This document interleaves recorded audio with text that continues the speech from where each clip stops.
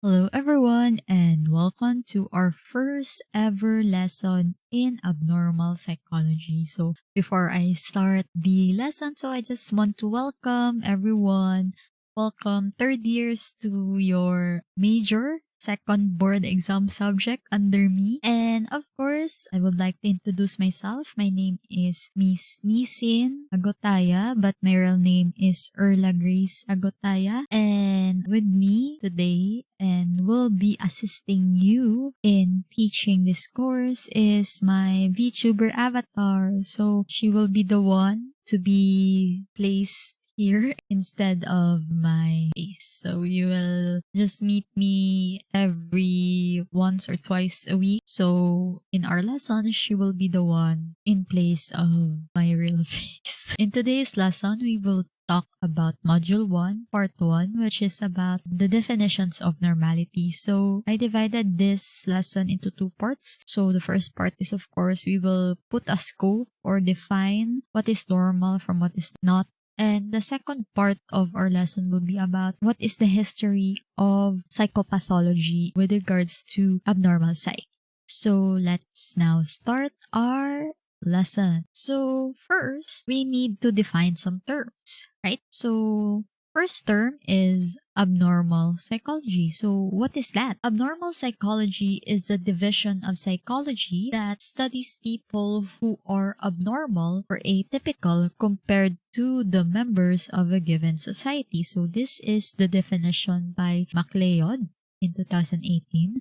And of course, abnormal psychology deals with the psychopathology and abnormal behavior often in a clinical context. So we study here in abnormal psychology, abnormal behaviors or atypical behaviors, and at the same time, psychopathology. So what is now psychopathology? Psychopathology is a field concerned with the nature, development, and treatment of psychological disorders. The challenge in defining this term is to remain objective, avoid preconceived notions, and of course, to reduce stigma. Psychopathology is also part in our study of abnormal psychology. In psychopathology, we look into the nature. So what are those signs and symptoms of that certain disorder, development? What is the cause of these abnormal behavior? And of course, we will talk a little bit about the treatment of these psychological disorders. So I said that we will talk a little bit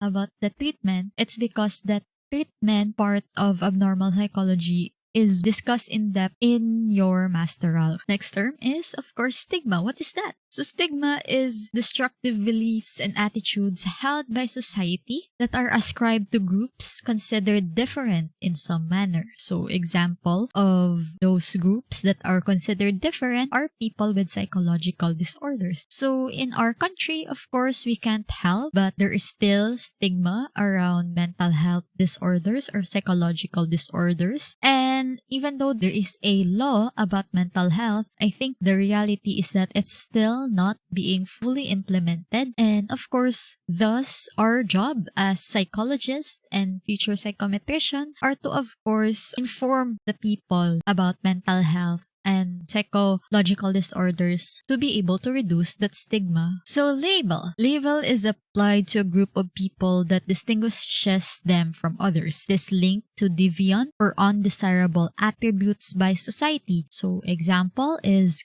crazy people are dangerous. People with labels are seen as essentially different from those without the label, contributing to an us versus them mentality. So, for example of those statements are, we are not like those crazy people. So it's not only in romantic relationships that labels are important, but also labels are important to discuss here in abnormal psychology. So if you go on into your social psychology, you will notice that people tend to form groups, and of course there's an in-group and out-group, and part of out-group stigma is labeling those people who do not belong to their group. So that's why in here labels are also being discussed here. so that we know how avoid the stigma of those people with mental disorders as being outcasts. So the definite goal in abnormal psychology, especially in the treatment of those mental disorders, is that they are able to be reintegrated to society. So they are able to function normally even though they have difficulties when it comes to adjusting or functioning in their different aspects of their lives. So let's now define psychological disorder. So what is a psychological disorder? So according to the Diagnostic and Statistical Manual of Mental Disorders in version 5 in 2013, so the DSM, or the Diagnostics and Statistical Manual of Mental Disorders, this is the quote-unquote Bible of mental disorders. So according to that book, or psychological disorder, or what is a psychological disorder? So it means that it occurs within the individual that involves clinically significant difficulties in thinking, feeling, or behaving. Number 2, it usually involves personal distress of some sort, such as in your social relationships or occupational functioning. Number 3, it involves dysfunction in psychological, developmental, and or neurobiological processes that support mental functioning. Number 4, it is not culturally specific reaction to an event. So an example of that is death of a loved one. And of course, it is not primarily a result of social deviance or conflict with society. So if you notice, I have put a mark or significance on those 4 words: difficulties, distress, dysfunction, and deviance. So those 4 words are the important terms that you need to remember. So in defining psychological disorder, we have what we call the 4 Ds of abnormality. So distress, danger, deviance, and dysfunction. So first, let's talk about distress. So distress, this is when a behavior causes anxiety, bad feelings, or other negative feelings for either the person or others who come in contact with them. A person's behavior may be classified as abnormal if it causes him or her great distress. Not all psychological disorders cause distress, such as antisocial or personality disorders. And not all behavior that causes distress is disordered. So for example, hunger due to religious fasting. So distress, in particular, or in summary, this is when a certain behavior of ours causes us anxiety or a bad feeling or a negative feeling. So it is considered abnormal if it really affects us greatly or if it causes us great distress. So for example, of manifestations of distress are you cannot sleep because you keep on thinking about your problems. You're greatly distressed about your problems, or you're greatly distressed about the assignments that are being given to you. So, and another thing that you need to note is not all psychological disorders cause distress. For example, in personality disorders, those people with personality disorders don't feel distress because of the inflexibility of their personality traits. So usually the ones that are in distress about their behavior are those people around them, or those relatives, or those romantic relationships they have. And of course, not all behavior that cause distress is disordered. So for example, being hungry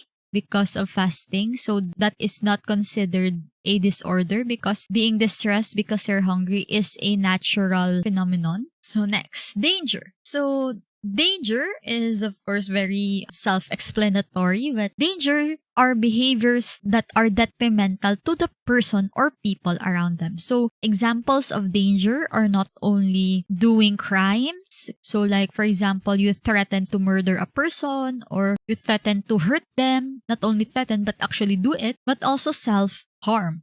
So self-harm is also part of dangerous behavior. So for example, people who are in deep depression, of course, they have suicidal ideations. And if they commit to that suicidal ideation, they are actually causing themselves harm.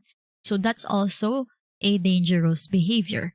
So number 3 or the third D is deviance. So the third D is deviance for there are two types of deviance, statistical and social. So when we say statistical deviance, it means that the behavior does not occur often in society. And social deviance means that most people in the community find the behavior to be odd. Neither of these by themselves is enough for something to be abnormal. Just to differentiate statistical deviance from social deviance. So in statistical deviance, so how often does this behavior occur? So if you remember your normal curve in your psychological statistics, you know that those in the center of the normal curve are considered normal, okay? Or those are behaviors that are most common or most commonly observed or most commonly seen in people. So once you deviate from the norm, for example, in the sense of the normal curve, so if you went too far to the left, okay, you are deviating from the statistic. It means that your behavior is less common or less commonly seen or less commonly observed in a normal population. Same thing if you go further to the right. Statistical deviance, an example of which that I can give those people who have intellectual disability. So that intellectual disability is a developmental disorder. And how do you know if a person has a normal IQ or IQ below that is considered to be abnormal? It is through, of course, an intelligence test. So, and through statistics. So if the child reaches a score of 70, which is below the norm of intelligence is somewhere between 70 to 100. So if the child scores below 70, so there is a possibility that the child has intellectual disability. The second deviance is called social deviance. So it means that most people in the community find the behavior to be quote-unquote odd. So there are, of course, social norms that we have. So social norms are widely held standards that people use consciously or intuitively to make judgments about where behaviors are situated on such scales such as good, bad, right, wrong, etc. Social norms vary a great deal across cultures and ethnic groups. So social deviance, an example of this are the sexual disorders. So for example is voyeurism. So when we say voyeurism, okay, you gain sexual excitement by looking into people who are having sex. So that's voyeurism. So of course that is deviant from the social norm. So it's considered abnormal or odd. And of course, it's a link to criminal activity.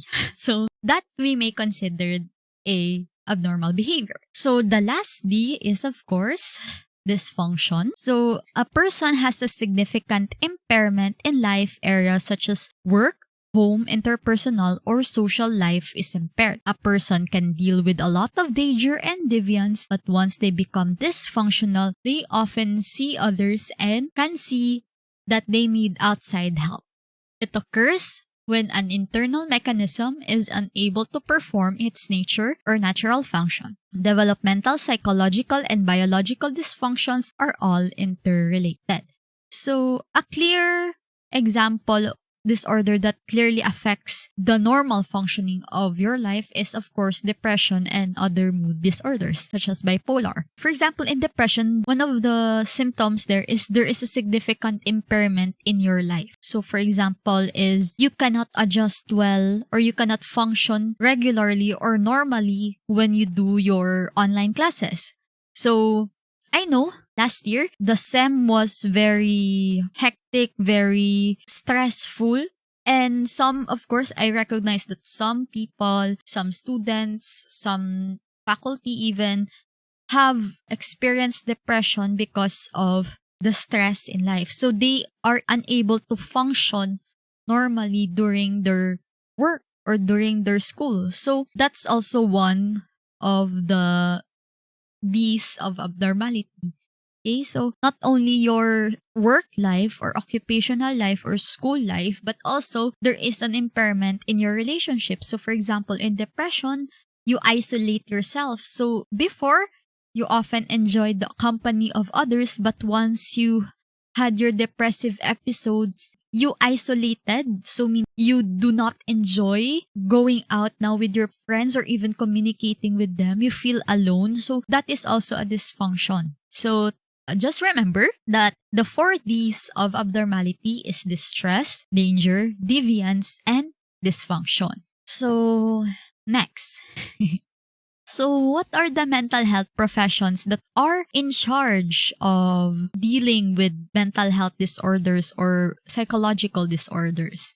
So, first are clinical psychologists. So, they are trained psychologists, okay, meaning they took their master's degree and took a board exam to practice clinical psychology. So, they are more experts on therapy. The treatment is therapy rather than medical or psychopharmacological side. So, counseling psychologists, they are somehow similar with clinical psychologists, but the clear difference is that counseling psychologists cater more to the everyday adjustments or everyday problems of people rather than psychological disorders. School psychologists. So, of course, we can also include here our guidance counselors. So, they are the ones that are helping the students adjust to their normal functioning in school. And of course, they help also create programs for children who have intellectual disability or other developmental disorder like ADHD, autism, and of course, learning disorders. Psychiatrists. So, psychiatrists, they are the ones who go to medical school. So, they spent their medical school and then they specialized in psychiatry. So, they also perform a similar job with the clinical psychologists in which they also can diagnose, can assess, and also can treat psychological disorders. But the clear difference between the two of them is that psychiatrists can prescribe psychopharmacological drugs or psychiatric drugs. Meanwhile, clinical psychologists cannot. Since clinical psychologists don't have any degree or any subject related to dispensing drugs. So, this is an issue that is still up for debate in regards to the clinical psychology practice. So, or should clinical psychologists be allowed to prescribe or not? So, this is still a heated debate between two factions, the clinical psychologist and the psychiatric side. So, next are psychiatric social workers. So, they are the ones also helping with regards to their cases. They don't perform treatment when it comes to mental disorders, but they can also provide support. So, also occupational therapists. So, occupational therapists, they are the ones in charge of helping the patient or the client to reach their normal functioning. So, for example, is that in my experience during my OJT, so we have there an occupational therapist and she was the one providing physical exercises to the patients, and at the same time, she provides activities like, for example, coloring or art activities for them to help function until they can finally get out of the hospital. I think that's it for part 1. So, next topic will be about the history of psychopathology.